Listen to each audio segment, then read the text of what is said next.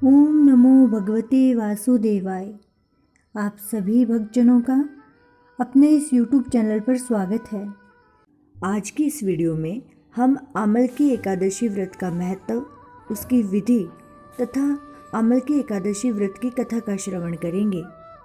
फाल्गुन मास के शुक्ल पक्ष की एकादशी को आमल की एकादशी कहते हैं। आमल की यानी आंवला को शास्त्रों में श्रेष्ठ स्थान प्राप्त है। विष्णु जी ने जब सृष्टि की रचना के लिए ब्रह्मा को जन्म दिया, उसी समय उन्होंने आंवले के वृक्ष को भी जन्म दिया। आंवले को भगवान विष्णु ने आदि वृक्ष के रूप में प्रतिष्ठित किया। इसके हर रंग में ईश्वर का स्थान माना गया है। ऐसा माना जाता है कि आंवले के पेड़ में श्रीहरि और माता लक्ष्मी का वास होता है। इसकी जड़ में श्री विष्णु, तने में शिव और ऊपरी भाग में ब्रह्मा का वास माना जाता है। इसके अलावा इसकी शाखाओं में मुनि, देवता, पत्तियों में वासु और फूलों में मरुदगण का निवास माना जाता है। आंवले एकादशी के दिन आंवले के पेड़ के नीचे बैठकर भगवान विष्णु की पूजा की जाती है। इस दिन आंवले की पूजा, आंवला खाने और आंवला दान करने का विशेष महत्व है। अब हम आमल की एकादशी व्रत की विधि जानेंगे।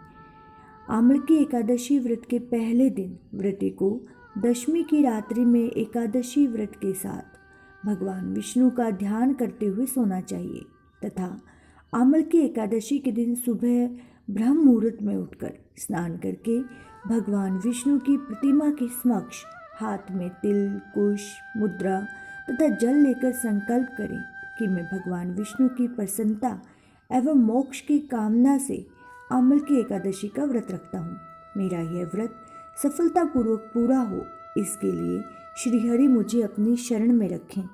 तत्पश्चात मम कायिक, वाचिक, मानसिक, सांसर्गिक पात कोप पात कदूरित क्षयपूर्वक श्रुति स्मृति पुराणोक्त फल प्राप्ते श्री परमेश्वर प्रीति कामनाए आमल की एकादशी व्रतमहम करिष्ये। इस मंत्र से संकल्प लेने के पश्चात षोडशोपचार सहित भगवान की पूजा करें। भगवान की पूजा के पश्चात पूजन सामग्री लेकर आंवले के वृक्ष की पूजा करें। सबसे पहले वृक्ष के चारों ओर की भूमि को साफ करें और उसे गाय के गोबर से पवित्र करें। पेड़ की जड़ में एक वेदी बनाकर उस पर कलश स्थापित करें। उस कलश में देवताओं, तीर्थों एवं सागर को आमंत्रित करें। कलश में सुगंधि और पंचरत्न रखें। इसके ऊपर पंच पल्लव रखें, फिर दीप जलाकर रखें। कलश पर श्रीखंड, चंदन का लेप करें और वस्त्र पहनाएं। अंत में कलश के ऊपर श्री विष्णु के छठे अवतार परशुराम की मूर्ति स्थापित करें और विधिवत रूप से परशुराम जी की पूजा करें। इसके पश्चात आमल की एकादशी व्रत कथा का श्रवण करें। यह कथा श्रवण करने से भी मोक्ष की प्राप्ति होती है। आमल की एकादशी की व्रत कथा कुछ इस प्रकार है। मानधाता बोले कि हे वशिष्ठ जी, यदि आप मुझ पर कृपा करें तो किसी ऐसे व्रत की कथा कहिए जिससे मेरा कल्याण हो। महर्षि वशिष्ठ जी बोले, हे राजन, सब व्रतों से उत्तम और अंत में मोक्ष देने वाले आमल की एकादशी के व्रत का मैं वर्णन करता हूँ। यह एकादशी फाल्गुन माह के शुक्ल पक्ष में होती है। इस व्रत के करने से समस्त पाप नष्ट हो जाते हैं। इस व्रत का फल 1000 गौदान के फल के बराबर होता है। अब मैं आपसे एक पौराणिक कथा कहता हूँ, आप ध्यानपूर्वक सुनिए। एक वैदिश नगर था जिसमें ब्राह्मण, क्षत्रिय, वैश्य, शूद्र चारों वर्ण आनंद सहित रहते थे। उस नगर में सदैव वेद ध्वनि गूंजा करती थी तथा पापी, दुराचारी तथा नास्तिक उस नगर में कोई नहीं था। उस नगर में चैत्रथ नाम का एक चंद्रवंशी राजा राज्य करता था। वह अत्यंत विद्वान तथा धर्मी था। उस नगर में कोई भी व्यक्ति दरिद्र व कंजूस नहीं था। सभी नगरवासी विष्णु भक्त थे और आबाल, वृद्ध, स्त्री, पुरुष एकादशी का व्रत किया करते थे। एक समय फाल्गुन मास के शुक्ल पक्ष की आमल की एकादशी आई। उस दिन राजा, प्रजा तथा बाल, वृद्ध सब ने हर्षपूर्वक व्रत किया। राजा अपनी प्रजा के साथ मंदिर में जाकर पूर्ण कुंभ स्थापित करके धूप दीप नैवेद्य पंचरत्न आदि से धात्री अर्थात आंवले का पूजन करने लगे और इस प्रकार स्तुति करने लगे। हे धात्री, तुम ब्रह्म स्वरूप हो, तुम ब्रह्मा जी द्वारा उत्पन्न हुए हो और समस्त पापों का नाश करने वाले हो। तुमको हमारा नमस्कार है। अब तुम मेरा अर्घ्य स्वीकार करो। तुम श्री रामचंद्र जी द्वारा सम्मानित हो। मैं आपकी प्रार्थना करता हूँ, अतः आप मेरे समस्त पापों का नाश करो। उस मंदिर में सब ने रात्रि को जागरण किया। रात के समय वहाँ एक बहेलिया आया जो अत्यंत पापी और दुराचारी था। वह अपने कुटुंब का पालन जीव हत्या करके किया करता था। भूख और प्यास से अत्यंत व्याकुल वह बहेलिया इस जागरण को देखने के लिए मंदिर के कोने में बैठ गया और विष्णु भगवान तथा एकादशी महात्म्य की कथा सुनने लगा। इस प्रकार अन्य मनुष्यों की भांति उसने भी सारी रात जागकर ही बिता दी।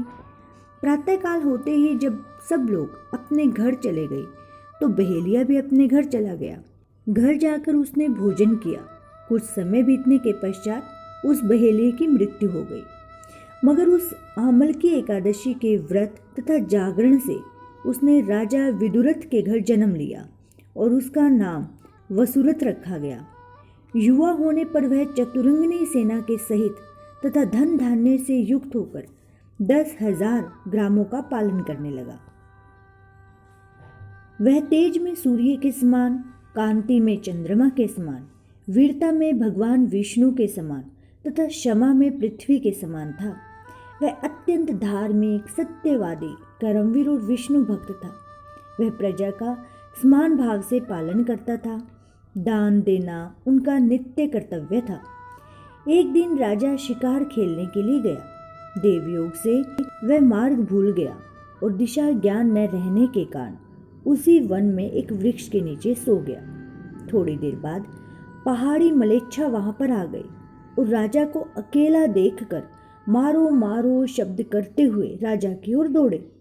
मलेच्छ कहने लगे, किसी दुष्ट राजा ने हमारे माता पिता, पुत्र पौत्र आदि अनेक संबंधियों को मारा है तथा देश से निकाल दिया है, अतः इसको अवश्य ही मारना चाहिए। ऐसा कहकर वे मलेच्छ उस राजा को मारने दौड़े और अनेक प्रकार के अस्त्र शस्त्र उसके ऊपर फेंके।